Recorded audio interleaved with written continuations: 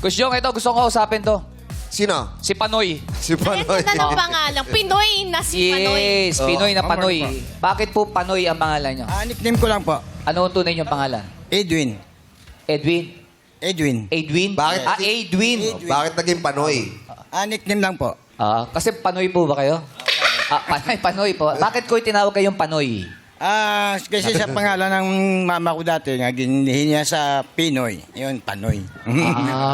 Kaya Panoy. Yung pala. Bakit po mahilig kayo sa Penoy? Yung mama ko po. Si Yung mama nyo.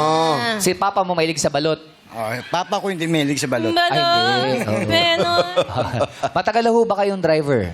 15 years na po. 15 years. Driver po kayo ng ano? Bus po. Ay, ng bus.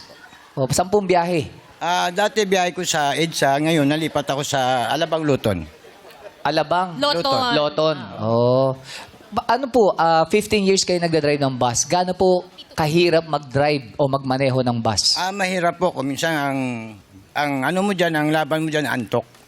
Oh, paano ho ginagawa nyo pag inaantok kayo? Inantok ko lang, minsan po ginaganon ko lang yung ano ko po. Alin Para- ho? Yung dito ko po, para Ay, Para makagising. magising. Para makagising ka. Inaasar dito. Yung pala yun. Para Bakit yun Ay, para gising ka. Pag ginanong ka dito sa ano, Ganun, di ba, gising patilya. Oo. Try nga natin. May inaantok ba dito?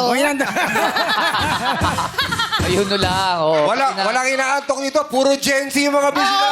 Nagising sila. Alam nila yung biyahe nyo. Ano po ba yun? Yung P2P? Hindi po ng, ano yan siya po, passenger.